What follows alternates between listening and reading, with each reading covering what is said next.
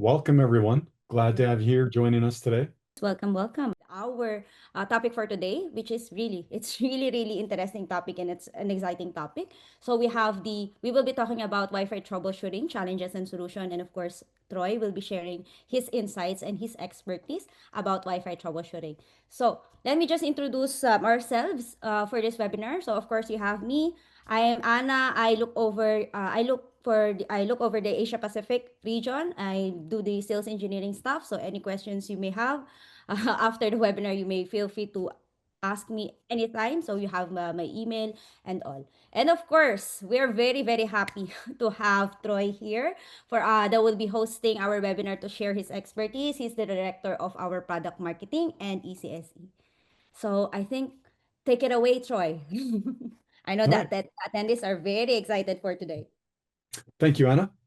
All right. Let's jump into this. And we're to be talking about troubleshooting today. For those of you who aren't aware, we've just recently refreshed the ECSE troubleshooting class.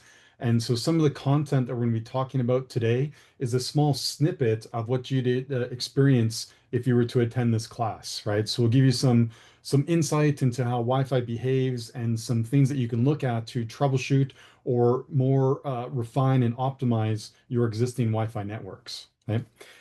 We've found over the years that often when there's an issue on the network, Wi-Fi ends up getting the blame. And when you boil that down and look at what are the issues that are actually Wi-Fi related, the most common Wi-Fi issues end up falling in one of these 9 categories, right? And if you take the new ECSE troubleshooting class, we do deep dives into each of these 9 common factors, exploring the theory and the Wi-Fi protocols behind each of these occurrences and the tools that you can use to troubleshoot and diagnose how these are affecting your network. And then we work through things that you can do to resolve these issues. Right. We don't have a lot of time today. The ECSE class, it's a 4-day training session, and we only have an hour here this afternoon or this morning, whatever time it is for you. So we'll just be running through a small snippet of these common factors that can cause bad Wi-Fi, right? So again, here's the 9 common Wi-Fi fails that you may experience. They are all covered in the troubleshooting class, but today we're just going to focus on 2 of them. So we're going to take a look at interference and SSID configuration. So jumping into the interference, right? Um, Wi-Fi, it turns out, is one of the biggest problems for Wi-Fi, right? It's other Wi-Fi access points, other clients communicating, eating up airtime, consuming that valuable resource that we need to transmit our data, right? And if you have improperly configured channels on your Wi-Fi network, you could be shooting yourself in the foot, essentially, right? Losing capacity for uh, your users, making their applications load slower. It takes longer for those web pages to load, the emails to be sent, those posts to Instagram or TikTok or whatever. Everything just takes a little bit longer, right? We'll talk about some of those Wi-Fi specific issues, but in addition to just Wi-Fi, there's a whole bunch of other wireless technologies that coexist on this unlicensed spectrum, right? Things like Bluetooth that you'll find in your watches, your headphones, earbuds, computer mice, computer keyboards, audio transmitters, video transmitters, sensors that are part of building control systems. We could see drones are being quite problematic these days. A lot of people flying them around with their video feeds that are constant, near full-time, essentially jammers from a Wi-Fi perspective, right? So there's lots of different devices that can interfere with Wi-Fi, and we need to be mindful of all of them. Now, if we circle back to the Wi-Fi specific issues, I'm sure many of you are aware that globally there's 14 channels supported by the IEEE that can be used for Wi-Fi communication in the 2.4 gigahertz band. Now, not all regulatory domains support all 14 channels, right? There is a lot of overlap between these channels. The channels themselves are spaced 5 megahertz apart, but because they're 20 megahertz wide, they overlap with each other. And I remember years ago, I was working with a consulting company, and we took the guru of each little discipline, and we decided that we were going to have a little training session internally amongst ourselves. And so we had our communication specialist, the cloud specialist, security specialist. I was the wireless person, and we all took turns. It's a little lunch and learn kind of thing. I wasn't sure what to talk about, so when I drew a little picture like this and I started explaining the Wi-Fi channels to them, and it amazed me that the light bulbs were going off in their minds. They're like, "Oh, that's why we're only supposed to use channels 1, 6, and 11, because those are the only three channels that don't overlap." Where to me, it seems like this is such a fundamental concept in Wi-Fi, but these were experts in their respective domains. But because Wi-Fi was kind of foreign to them, it didn't seem obvious. Why wouldn't you use channel 9 if no one else is using it? They didn't understand this overlapping concept, right? And that's where a lot of people kind of shoot themselves in the foot by picking channels that are not used. They think that they're getting access to clean spectrum, and it's just not the case in the 2.4 band, right? So if globally we can all just agree to use channels 1, 6, and 11, I think we'd be a lot better off. And some of the reasons for using those channels relates to IoT technologies. In order to get good coexistence with protocols like BLE or Zigbee, as example, the BLE advertising channels were specifically selected to fit in between the gaps of channels 1, 6, and 11, right? So you get maximum coexistence. In Zigbee, another wireless protocol, although Zigbee supports 16 channels that are allowed for you to choose and assign your gateways to, four of those channels, I believe it's 15, 20, 25, and 26. Those four channels sit in between or outside the range of channels 1, 6, and 11. So you get really good coexistence, more reasons to stick with channels 1, 6, and 11. Right? But we're talking about interference, so we can have two types of Wi-Fi interference caused on 2.4 gigahertz. Now, if we have an access point that we've configured to operate on channel 6, if we have other APs that could be our access points, or it could be a neighbor's access point, someone in the floor above or the floor below, could be someone across the street. If they have an adjacent channel, so a different channel than us, but a channel that still overlaps, where it overlaps, that causes signal corruption and degradation, right? And so basically it destroys the signal, making it impossible for the receiver to demodulate the signal correctly, meaning that the transmitter now has to retransmit that data a second or a third or a fourth time. When they retransmit, they often talk slower, so they reduce their modulation, they reduce the complexity. It takes more airtime to send the same amount of traffic, and they're consuming that airtime again and again and again as they just repeat themselves, trying to send that data successfully. So we have adjacent channel interference where you have overlapping channels that are different, but we also have co-channel interference or CCI. And co-channel interference is when you have other access points on the same channel as you. Okay. Now, both of these are interference problems, but I would argue that ACI is much worse of a problem. With co-channel interference, there are rules built into the Wi-Fi protocol that allow the access points to coordinate with each other and take turns talking. True, you do lose capacity. There is a performance hit, there's a penalty for this, but they can take turns and avoid stepping on top of each other. With adjacent channel interference, because they're only listening to the channel they're transmitting on, they don't hear APs on other channels and they don't hear that they're about to overlap with each other and corrupt each other's transmissions, right? So ACI is a much bigger problem, and I would invest more energy in trying to solve or remediate that issue.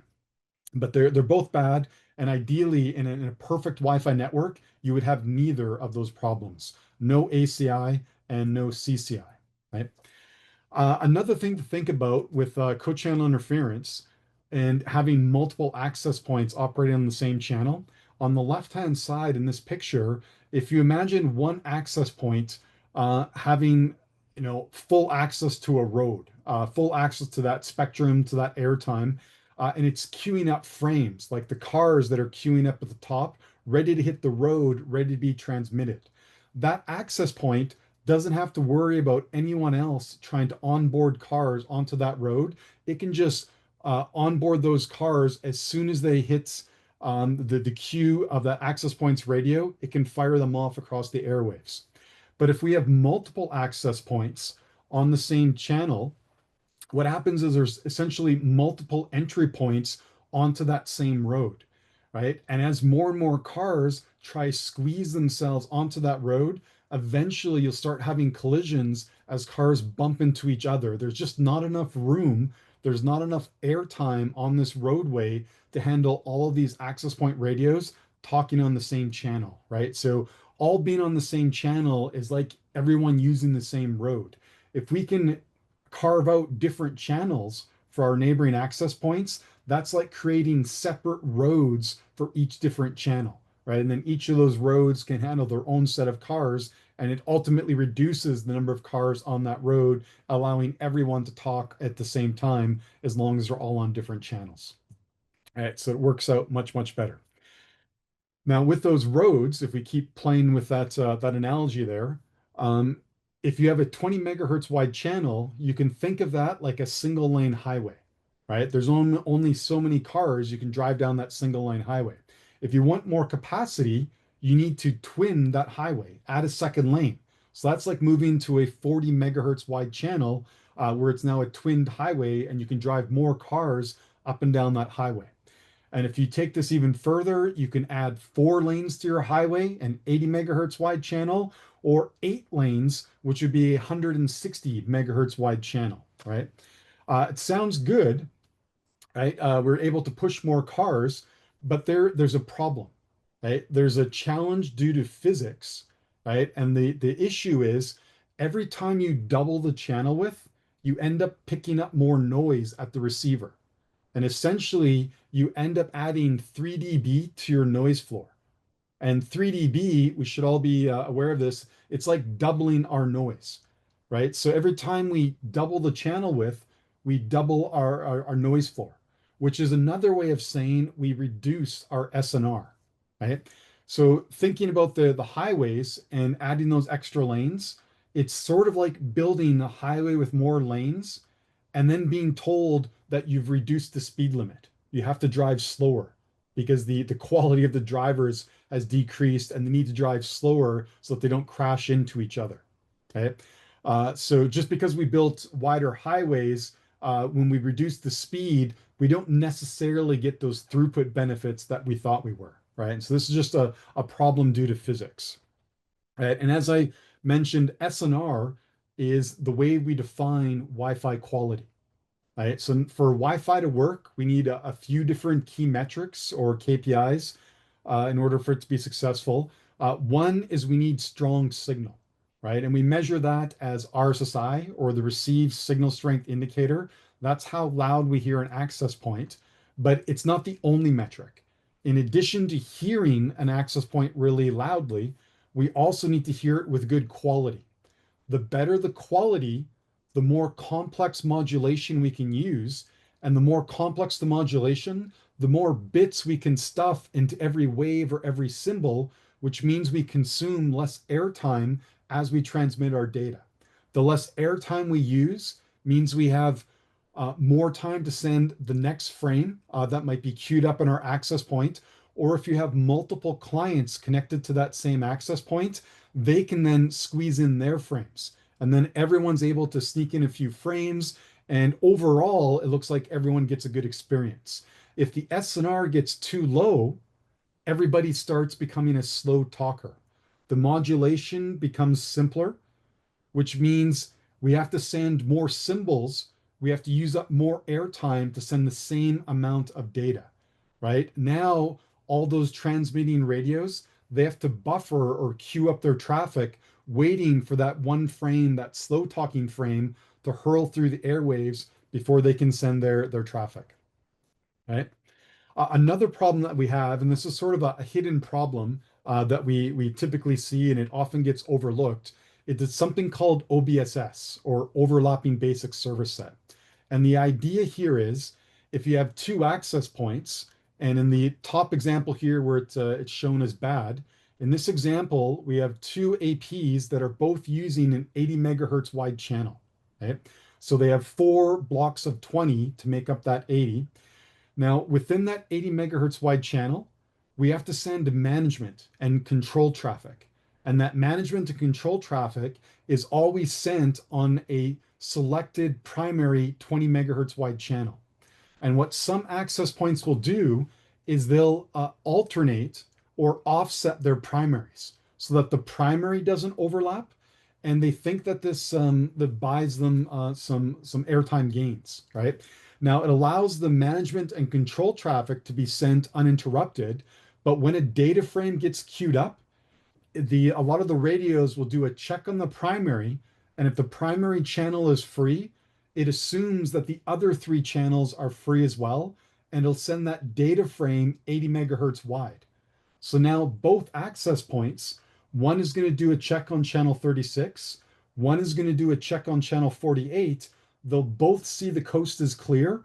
They both transmit an 80 wide data frame, and those two frames smash together in the at the receiving radio, right? And that drives retries. Everything slows down, causes lots of problems, right? What would be better is if you were able to assign completely different blocks of 80 megahertz wide channels so that they were non-overlapping. That would be ideal.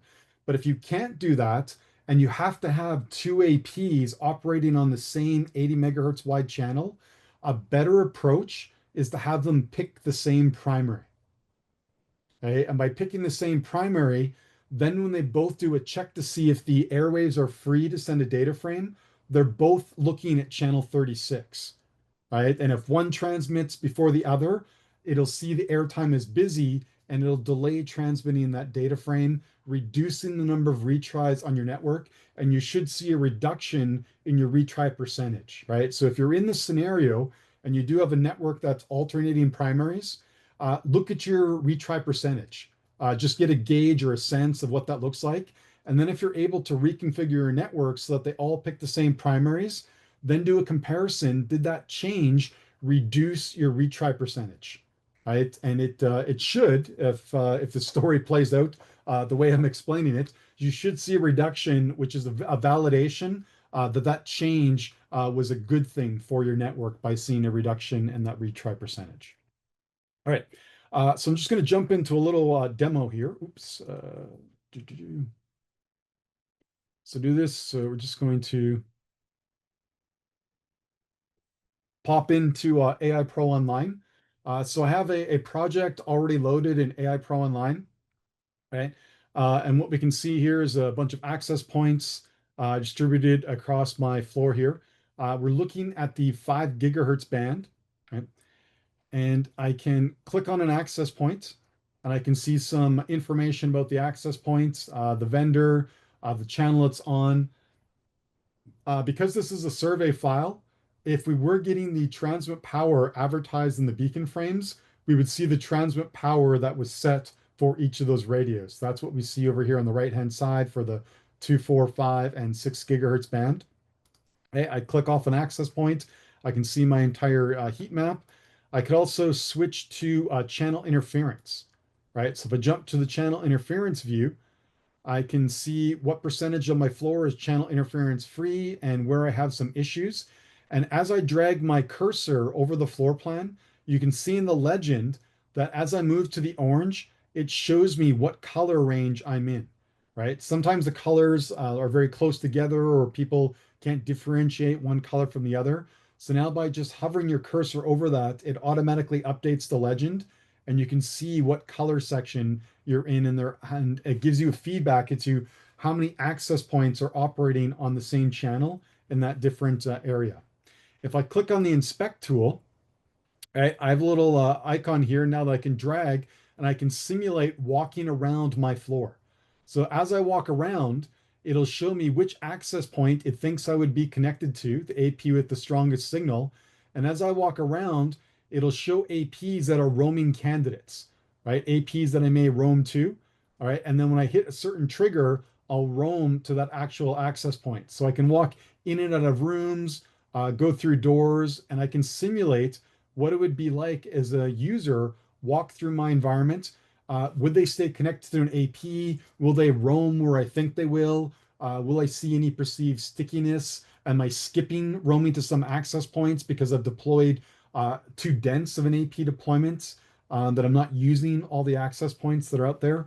That could be the case. All right, so if I come back over here on the right-hand side, where my little dot is, my inspection dot, I can see all the access points that I can hear from that spot on the floor.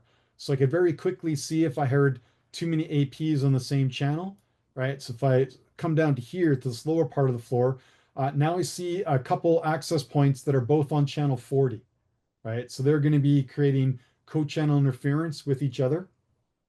So I can see that they're causing a problem. I could also flip to 6 gigahertz. And on the 6 gigahertz band, I can see things appear a lot worse, right? There's a lot more orange, a lot more red, right? Less green. I generally like to dive into the sometime the false assumption that green is good. This is the very opposite of that, right? And if I was to zoom in on this, right? So zoom in on some of these access points here.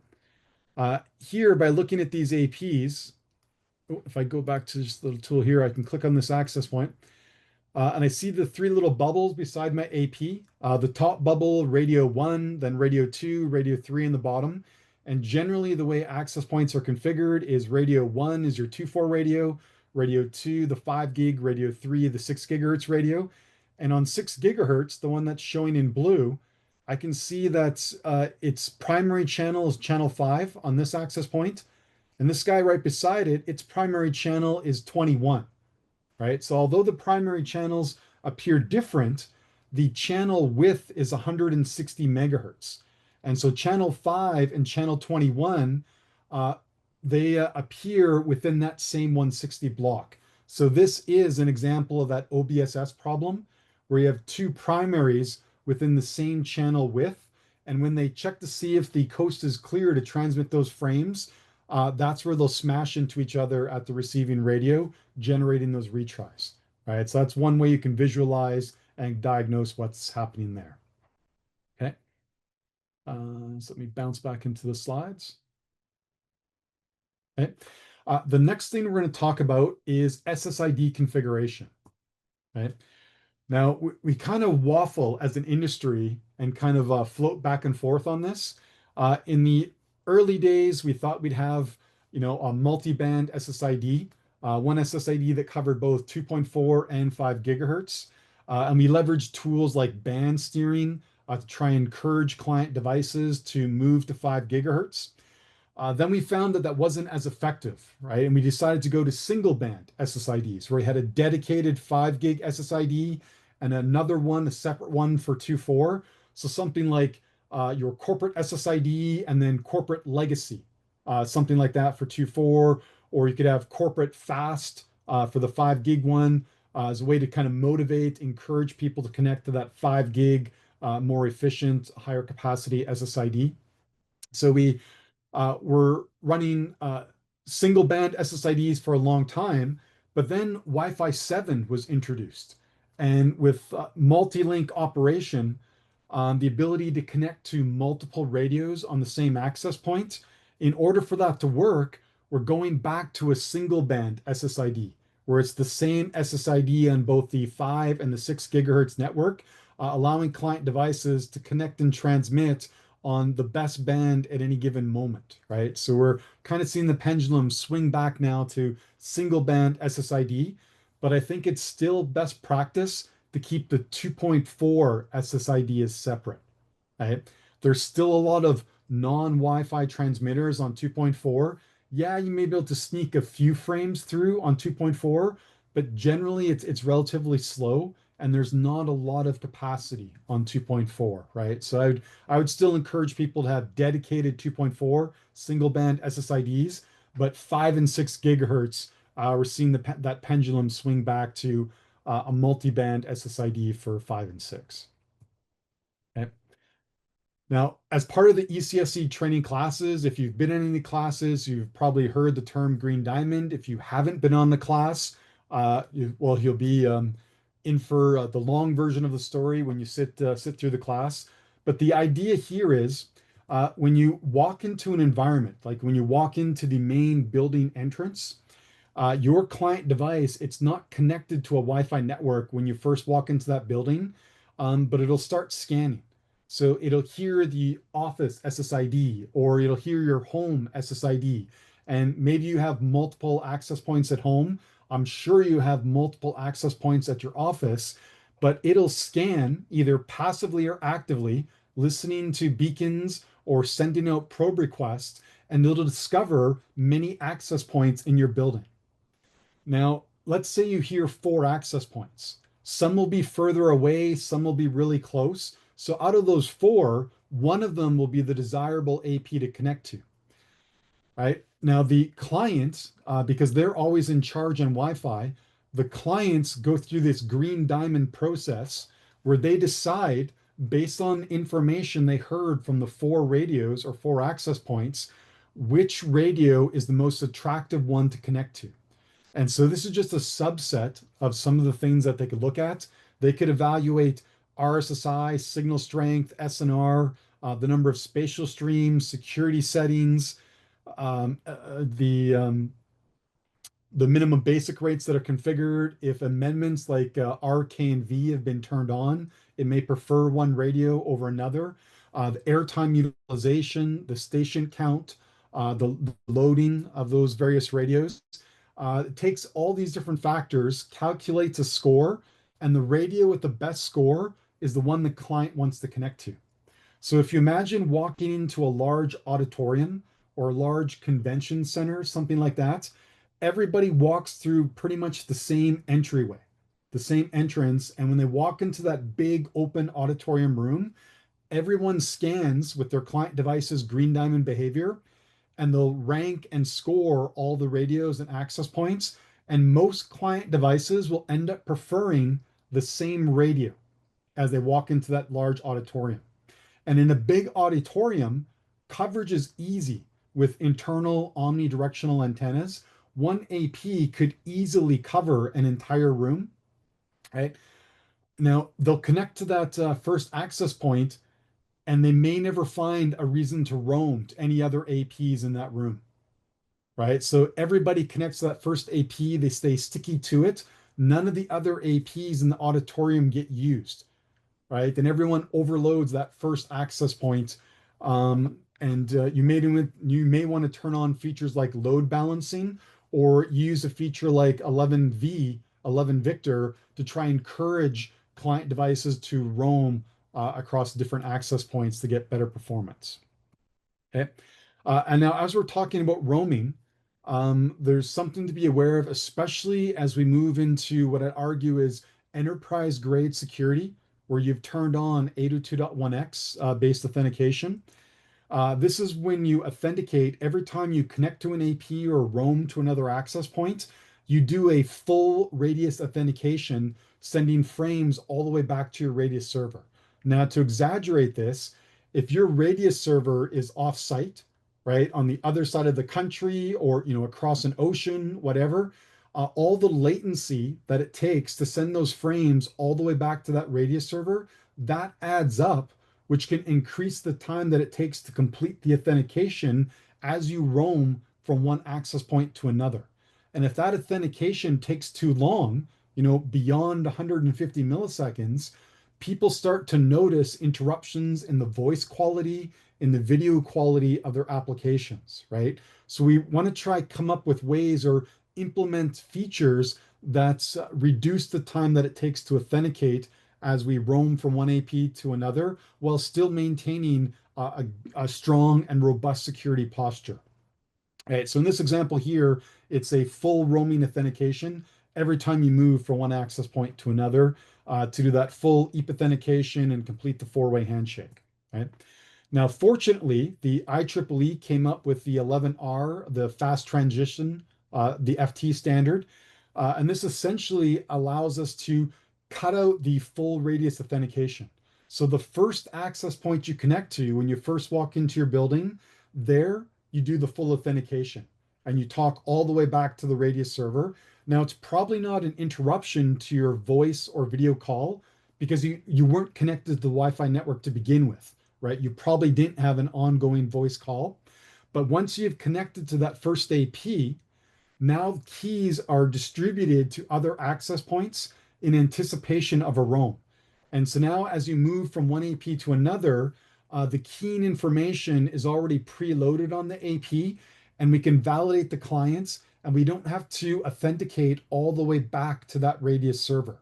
And this radically reduces the amount of time that it takes to complete that authentication and start passing data traffic as we move from one access point to another. So it's highly recommended in modern Wi-Fi networks today, especially if you're using 802.1x, is to enable 11R, right? To reduce the time that it takes to authenticate as you move from one access point to another, right?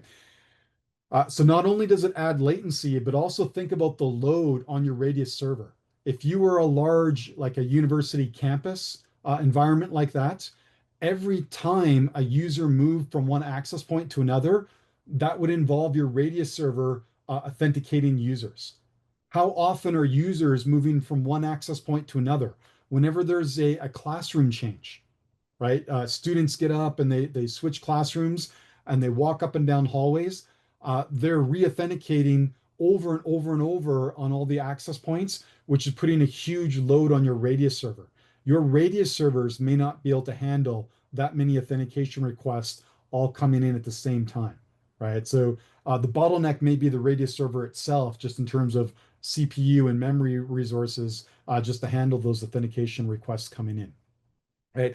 So here you can see an example of 802.11r put into practice. We connect to that first access point doing the full authentication.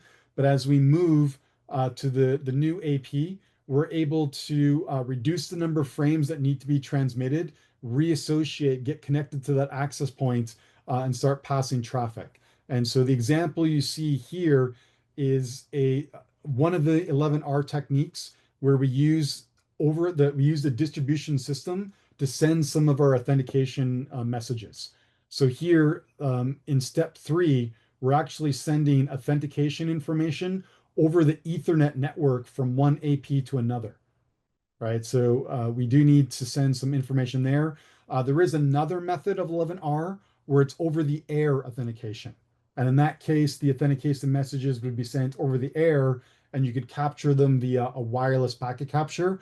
In over the DS, if you wanted to capture all of these frames, you'd also need to be running a packet capture on the Ethernet segment to see that frame sent in step 3. Okay. So without 11R, it's very possible that you may see roaming times push 300, 700 milliseconds, way longer than what's acceptable for voice grade communication, which is no more than 150 milliseconds. If we were to turn on 11R, we see that time drop from 370 down to 50 milliseconds, right?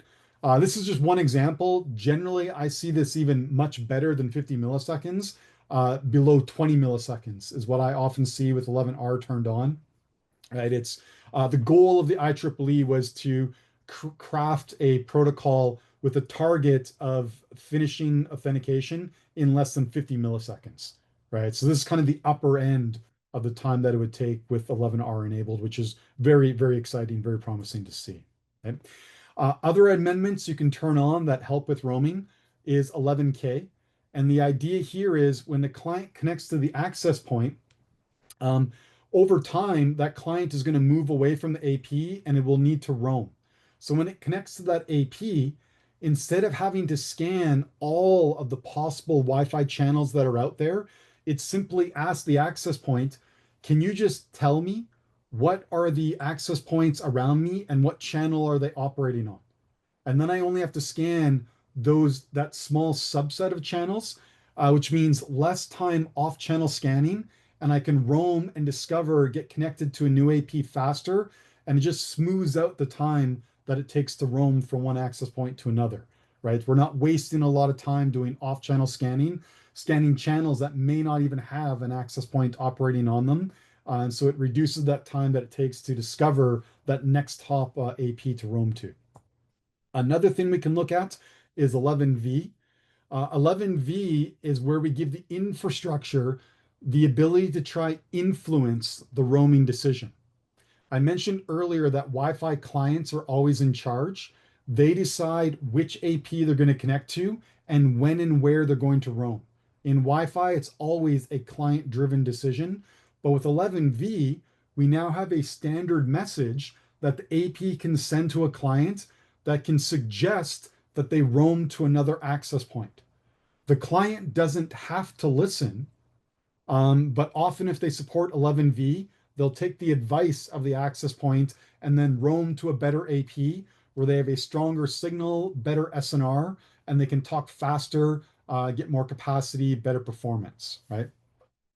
And one thing I just want to point out in this screenshot here for the packet capture is you can see that the disassociation imminent is set to 1, right? Suggesting that the access point wants the client to move somewhere else, right? So I just want to call that out because that's going to be an important point in a little storyboard that we're going to talk about in a few moments, right? So in this webinar, we're excited about a new feature that we're going to reveal, part of one of our tools. But before we get to that, I just want to walk you guys through a little bit story here. So this story involves Matt Starling, who's doing a Wi-Fi survey at a warehouse. And they'd put a lot of time and effort into this. It was both Matt and Mac working together on this. They put together the design, they placed the APs, they had everything implemented. Laptops were working, mobile devices were working, a lot of other Wi-Fi clients were working. Everything was pretty good, except for one barcode scanner, right? The barcode scanner, I was reading inventory as they loaded it on and off the shelves, it was randomly disconnecting, right? And was impacting a lot of their business performance, right? Because when it disconnected, it started beeping quite loudly, was quite disturbing to the users, and it lost data of the most recent scans, right? As it got disconnected from the network. So all the devices that were connecting, except for this one, were working, but this was one of the most important ones to providing business value, right? So it was became a high visibility issue. They looked at the device. Everything looked good from a Wi-Fi perspective. They looked at the client device. It was hearing access points everywhere that it needed to, heard them loud.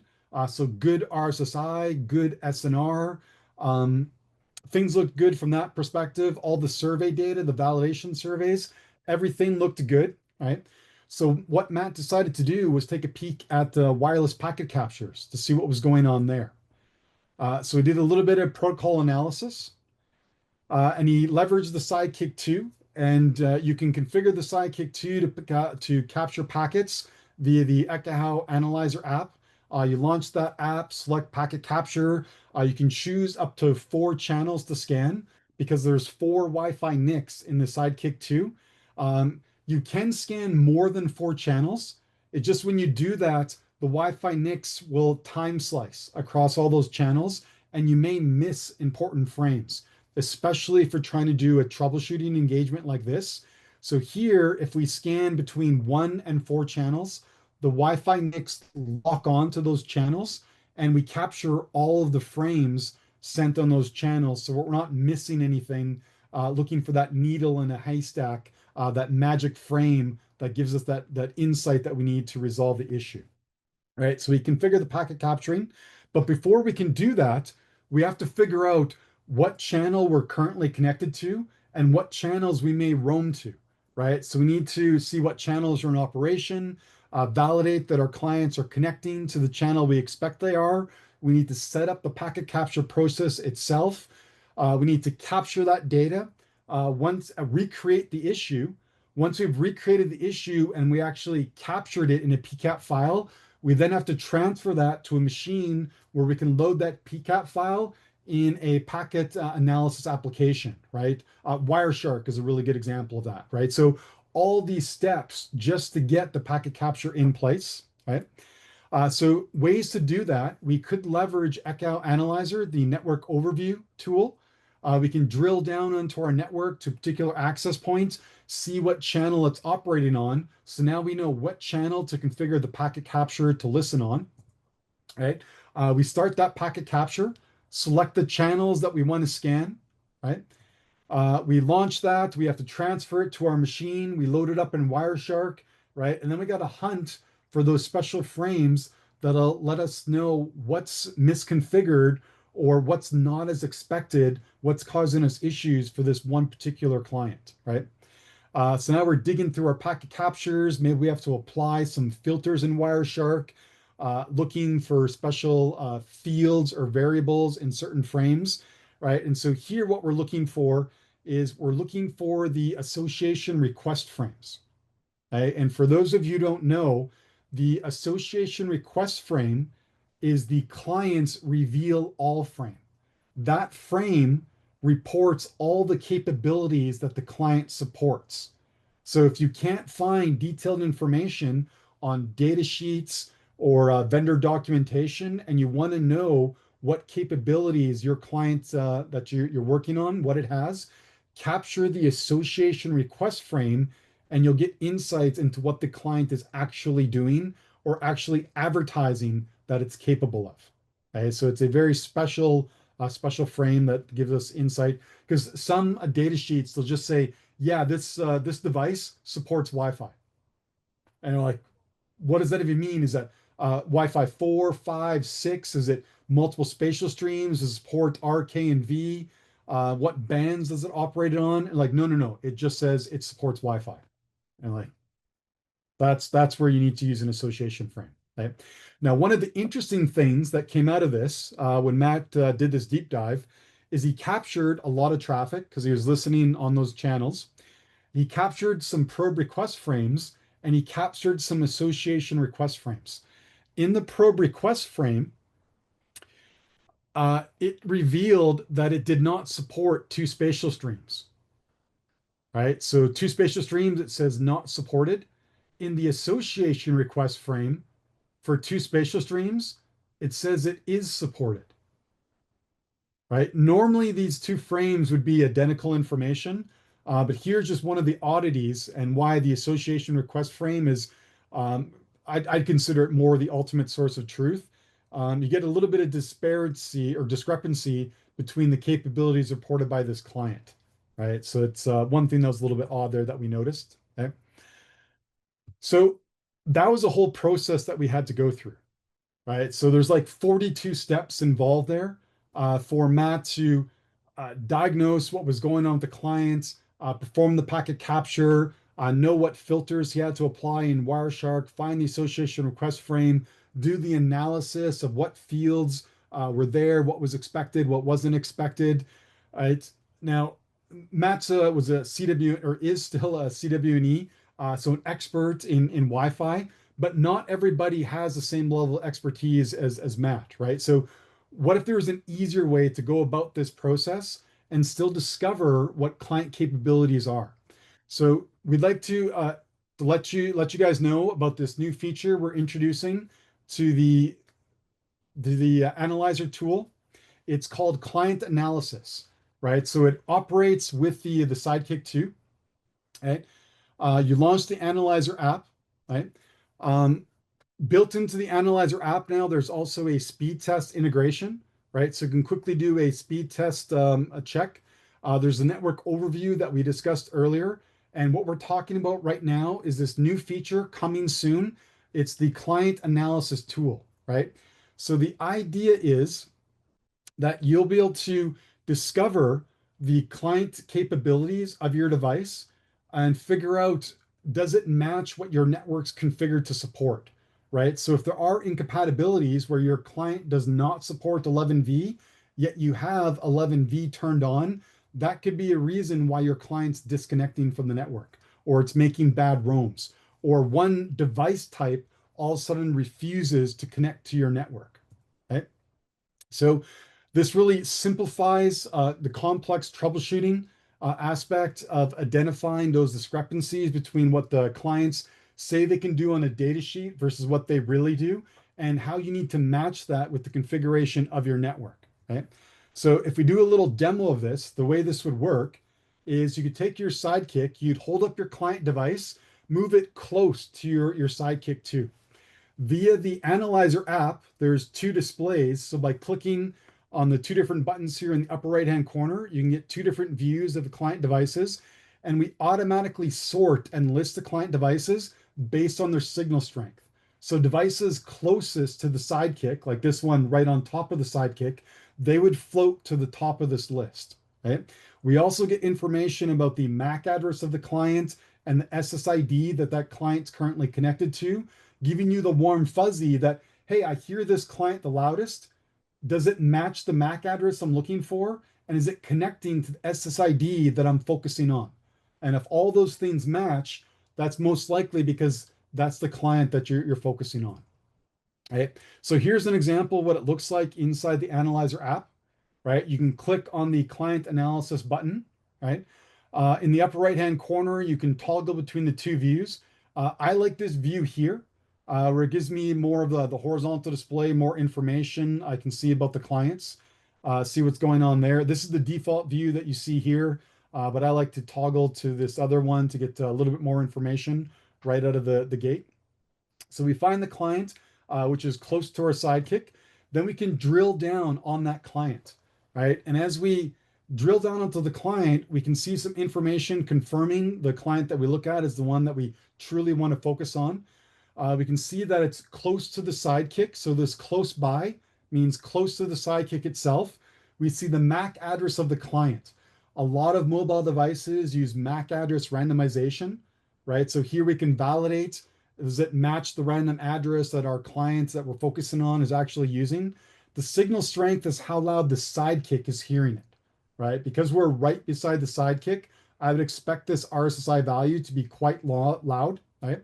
The SSID that the client's connecting to, and then just to confirm, here's the BSSID of the access point radio that we're connected to, right? All things to confirm that we're focusing on the client that we think we are.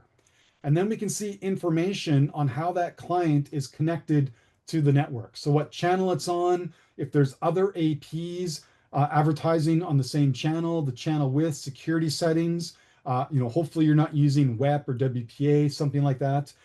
You'll see indications if management frame protection is enabled or disabled, or maybe it's just optional, right? It's possible to be used, but no one's decided to actually leverage it.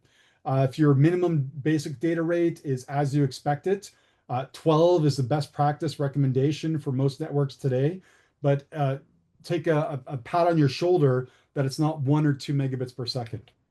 Right? You also see if there's secondary coverage, right?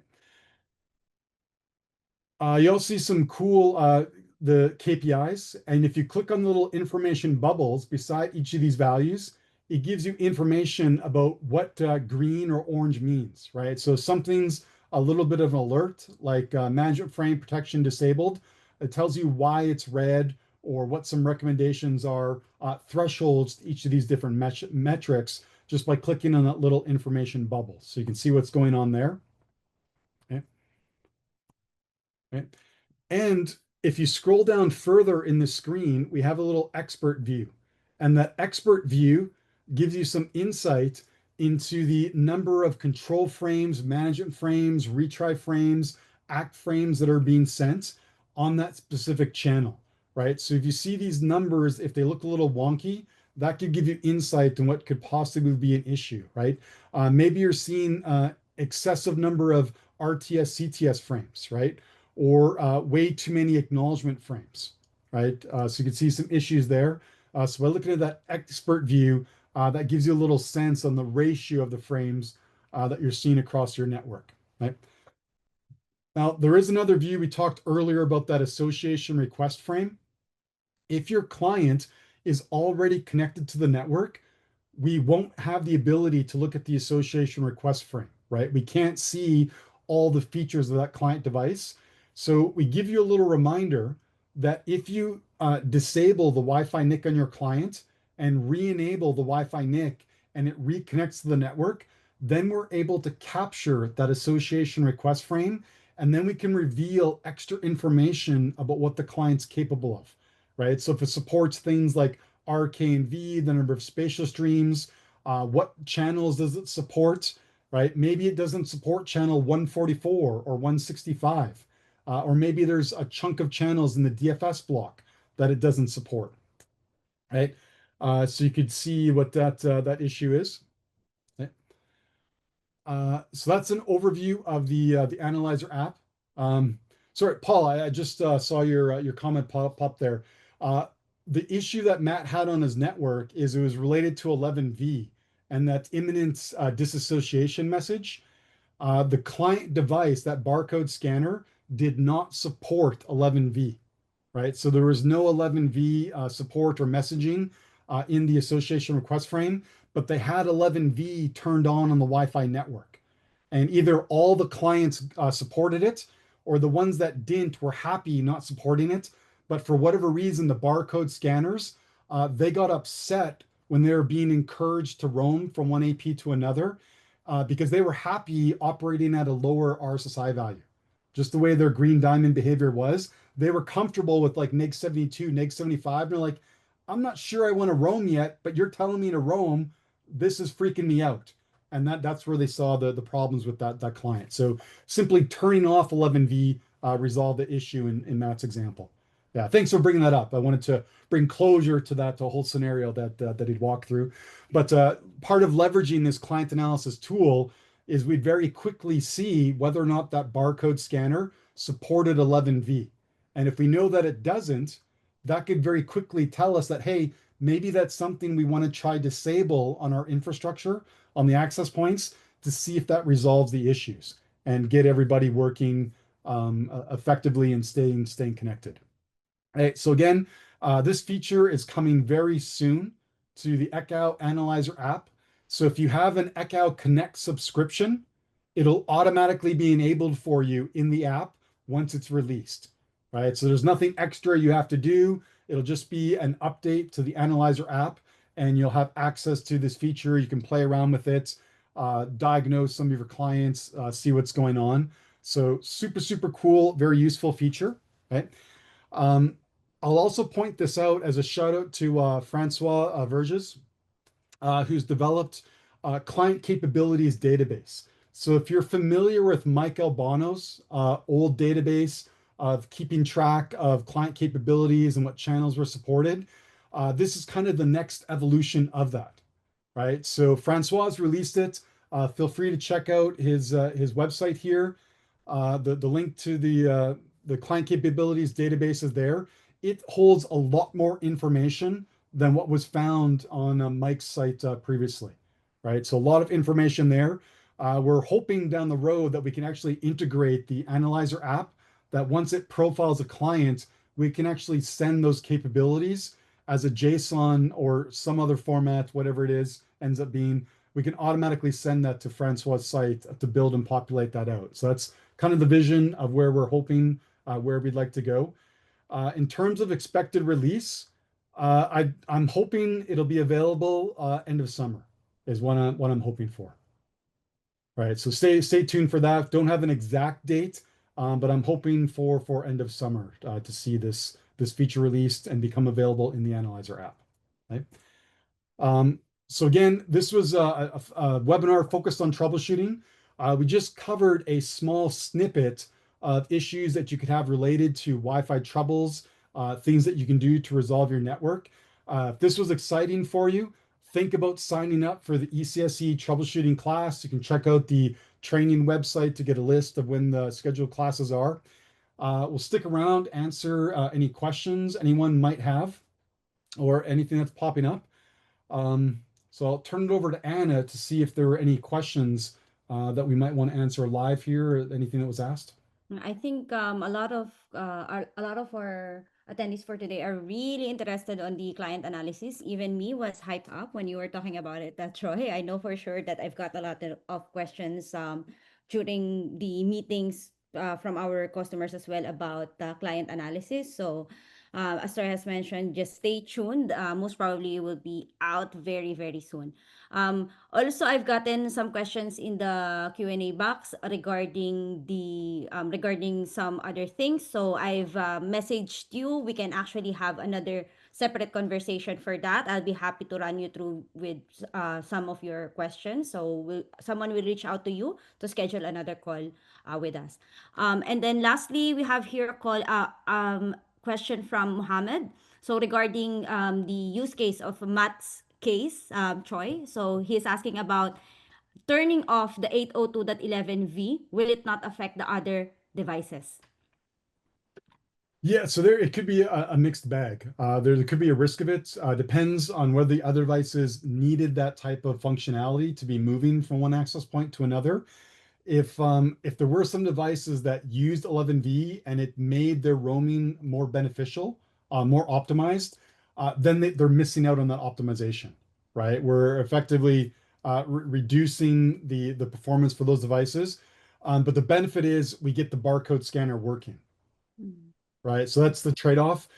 If you wanted those other devices to remain optimized, right? And I think David also kind of pointed to this in the chat as well. Another option you have is create a separate SSID with 11v enabled for the devices that play nice with 11v. They can connect that SSID. And for the barcode scanner that doesn't seem to play nice with 11v, have an SSID with that disabled, right? So it Mm. just depends on how you need to balance your devices.